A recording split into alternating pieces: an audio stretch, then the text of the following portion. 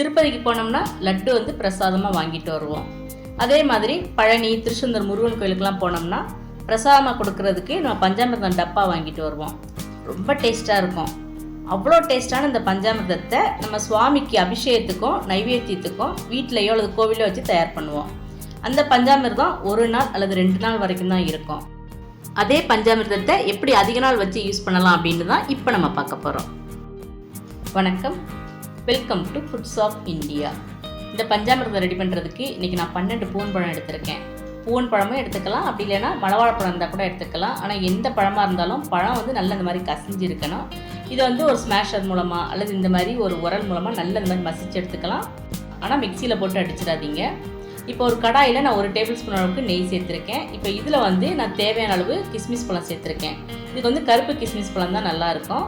இப்போ கிஸ்மிஸ் பழம் வந்து நல்ல இந்த மாதிரி உப்பெல்லாம் வந்ததுக்கப்புறம் இந்த கிஸ்மிஸ் பழத்தை நம்ம நெய்யிலேருந்து வெளியே எடுத்துடலாம். அதே கடாயில் 1 கப் நாட்டு சக்கரை சேர்த்துருக்கேன். உங்களுக்கு வந்து பழைய நாட்டு சக்கரை கிடைச்சதுன்னா அதை நீங்கள் இதை பயன்படுத்திக்கலாம். அதை பயன்படுத்தி பஞ்சாமிர்தம் செஞ்சோம்னா பஞ்சாமிர்தம் வந்து நல்ல கலர் கொடுக்கும். இப்போ இதில் வந்து நான் 1/4 கப் அளவுக்கு தண்ணி சேர்த்துருக்கேன். இந்த நாட்டு சக்கரை இந்த தண்ணியில் நல்லா கரைஞ்சி வரணும். அது வரைக்கும் இந்த அடுப்பில் வச்சு நல்லா இந்த மாதிரி கலந்து விட்டுக்கணும். நாட்டு சக்கரை நல்லா கரைஞ்சி வந்துருச்சு. இந்த டைம் வந்து நான் 15 பேரிச்சம்பழத்தை இந்த மாதிரி பிடிப்படியாக நறுக்கி எடுத்து வச்சுருக்கேன். அதையும் இதில் சேர்த்துக்கிறேன். இப்போ இதையும் சேர்த்து நல்லா கலந்து விட்டு ஒரு 2 நிமிஷம் இந்த பேரிச்சம்பழம் சக்கரை பாகில் நல்லா வெந்து வரட்டும். 2 நிமிஷம் ஆயிடுச்சு. இப்போ வந்து நான் மசிச்சு வச்சுருக்க அந்த வாழைப்பழத்தை இது கூட சேர்த்துக்கிறேன். வாழைப்பழத்தை சேர்த்து நம்ம அடுப்பை மீடியம் ஃப்ளேம் வச்சு நல்லா கலந்து விட்டுக்கணும். இந்த சக்கரைப்பாவும் வாழைப்பழமும் நல்லா இந்த மாதிரி ஒன்று சேர்ந்ததுக்கப்புறம் நம்ம மீதம் இருக்க நெய்யை வந்து இதில் சேர்த்துக்கலாம். நான் வந்து ஒரு 2 டேபிள் ஸ்பூன் அளவுக்கு நெய் சேர்த்துக்கிறேன். நெய் சேர்த்து 1 நிமிஷம் வரைக்கும் நல்லா கிளறி விட்டாச்சு. இப்போ இதில் வந்து வாசத்துக்காக 5 ஏலக்காய் வந்து இந்த மாதிரி பொடி பண்ணி சேர்த்துக்கலாம். அப்புறம் ஒரு சிட்டிகை பச்சை கற்பூரம் சேர்த்துக்கணும். இந்த பச்சை கற்பூரம் சேர்த்தோம்னா தான் நம்ம இந்த கோவிலில் சாப்பிட்ற பஞ்சாமிர்தம் டேஸ்ட் கிடைக்கும்.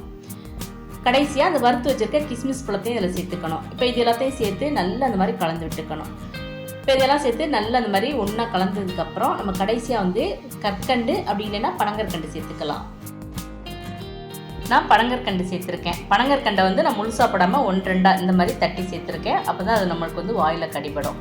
அவ்வளோதான். இப்போ இதையும் சேர்த்து நல்லா கலந்து விட்டாச்சு. இப்போ நான் வந்து அடுப்பை ஆஃப் பண்ணிட்டேன்.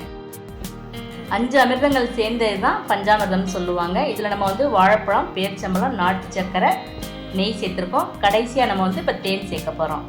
இந்த தேன் வந்து நம்மளோட விருப்பம் தான், எவ்வளோ வேணாலும் சேர்த்துக்கலாம். தேன் வந்து சேர்க்கும்போது நம்ம வந்து இதை அடுப்பை ஆஃப் பண்ணிவிட்டு நல்லா சூடு ஆறுனதுக்கப்புறம் சேர்த்துக்கணும். தேன் எந்தளவுக்கு அதிகமாக சேர்க்குறோமோ அந்தளவுக்கு இந்த பஞ்சாமிர்தம் வந்து நல்ல இழக்கம் கொடுக்கும். இப்போ தேனையும் சேர்த்து நல்லா கலந்து விட்டாச்சு. அவ்வளோதான், நைவேத்தியத்துக்குரிய பஞ்சாமிர்தம் இப்போ ரெடி ஆயிடுச்சு. இந்த பஞ்சாமிர்தத்தை நம்ம வெளியே வச்சுருந்தோம்னா 1 மாதம் வரைக்கும் கூட வச்சு யூஸ் பண்ணலாம். ஃப்ரிட்ஜில் ஸ்டோர் பண்ணி வச்சோம்னா 3 மாதம் வரைக்கும் வச்சு யூஸ் பண்ணிக்கலாம். பழனியில் கிடைக்கிற அதே பஞ்சாமிர்தம் டேஸ்ட்டில் நம்ம வீட்டிலேயே ரொம்ப டேஸ்டியாக பஞ்சாமிர்தம் ரெடி பண்ணியாச்சு. நீங்களும் இன்றைக்கே இந்த மெத்தடில் பஞ்சாமிர்தம் செஞ்சு பாருங்கள். இந்த வீடியோ உங்களுக்கு பிடிச்சிருந்ததுன்னா ஃபுட்ஸ் ஆஃப் இந்தியா சேனலை சப்ஸ்கிரைப் பண்ணுங்கள். தேங்க்ஸ் ஃபார் வாட்சிங்.